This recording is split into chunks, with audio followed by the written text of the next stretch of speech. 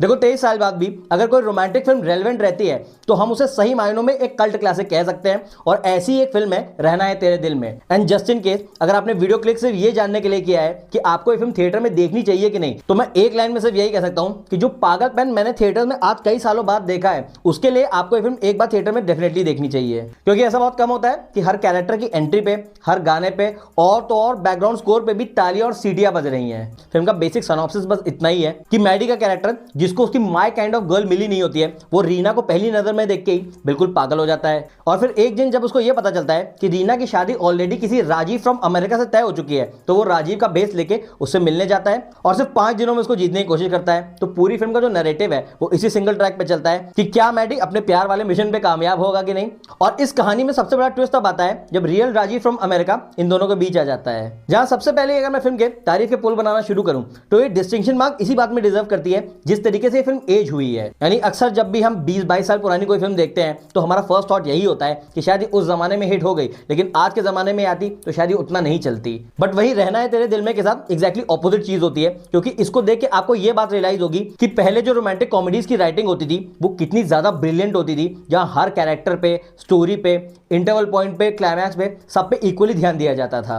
और कुछ टाइम पहले जब मैंने लैला मजनू, तू झूठी मैं मक्कार और रॉकी और रानी की प्रेम कहानी का रिव्यू किया था, तो इन तीनों फिल्मों में ही मैंने सबसे बड़ी प्रॉब्लम यही बताई थी कि आप कैरेक्टर्स के लिए बहुत ज्यादा फील नहीं कर पाते हो, क्योंकि फिल्म की जो लव स्टोरी लिखी गई है वो बहुत ज्यादा फटाफट लिखी गई है। यानी पहले सीन में हीरो हीरोइन मिलते हैं, दूसरे में उनको प्यार हो जाता है, तीसरे में ही वो शादी की बात करना शुरू कर देते हैं। तो इस वजह से सबसे बड़ी प्रॉब्लम ऑडियंस के लिए क्या आती है कि ऑडियंस कैरेक्टर से इमोशनली कनेक्ट नहीं कर पाती है। बट इस फिल्म में कंप्लीटली ऑपोजिट होता है, क्योंकि दोनों ही कैरेक्टर्स की लव स्टोरी को इतने धीमे धीमे पकाया गया है। इनफैक्ट फिल्म के फर्स्ट 55 मिनट्स, जिसको आप अप्रोक्सीमेटली 1 घंटा मान सकते हैं, उसमें सिर्फ ये दिखाया गया है कि किस तरीके से मैडी रीना को चेस कर रहा है। यानी दोनों जो लीड कैरेक्टर्स हैं, पहले 1 घंटे में उनके बीच में एक भी कॉन्वर्सेशन नहीं हुई है, और इस वजह से जब वो फर्स्ट टाइम मिलते हैं तो डेफिनेटली आपको मोमेंट हिट करेगा। और फिर किस तरीके से इनिशियली रीना को मैडी पसंद नहीं आता है, कैसे उसको मैडी की हरकतें थोड़ी बहुत अजीब लगती हैं, और फिर इवेंचुअली किस तरीके से रीना अपने आप को कंप्लीटली मैडी को सरेंडर कर देती है, उसको बहुत ही ज्यादा ब्यूटीफुली पोर्ट्रे किया गया है। और वहीं पे इस फिल्म की राइटिंग डिस्टिंक्शन मार्क डिजर्व करती है। और एग्जैक्टली यही रीजन है कि जब सेकंड हाफ में एक मेजर ट्विस्ट आता है जिस वजह से दोनों कैरेक्टर्स अलग हो जाते हैं, तो आप उन दोनों कैरेक्टर्स के लिए फील करेंगे, क्योंकि आप शुरुआत से ही दोनों कैरेक्टर्स से भी कनेक्टेड थे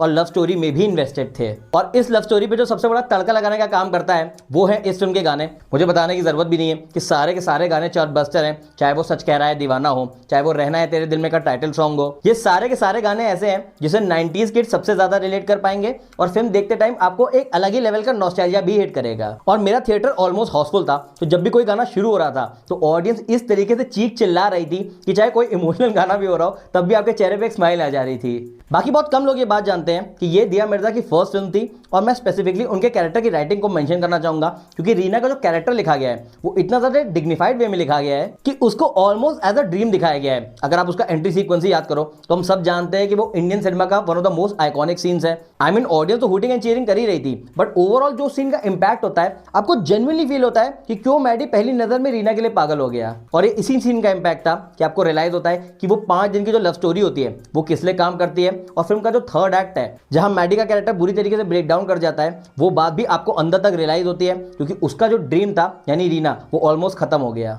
आई थिंक यही कुछ बातें हैं जो कि इस फिल्म को बाकी रोम कॉम से बहुत ज़्यादा अलग बनाती है। एंड डेफिनेटली एक बात तो मेंशन करनी पड़ेगी कि सारे एक्टर्स की जो परफॉर्मेंस है वो definitely icing on the top का काम करती है, क्योंकि जहां आर माधवन ने इस पूरी फिल्म को अपने शोल्डर्स पे कैरी किया है, वही विजय शेट्टी का कैरेक्टर फिल्म में सबसे ज़्यादा ह्यूमर ऐड करता है। और शायद यही रीजन है कि इस फिल्म का रन टाइम 2 घंटे 27 मिनट है, बट ये फिल्म 1 सेकंड, बल्कि मैं कहूँगा 1 मिनी सेकंड भी आपको बोर नहीं करती है। इनफैक्ट जब फिल्म खत्म होती है तो लास्ट में आपको ऐसा लगता है कि यार क्यों खत्म हो गई।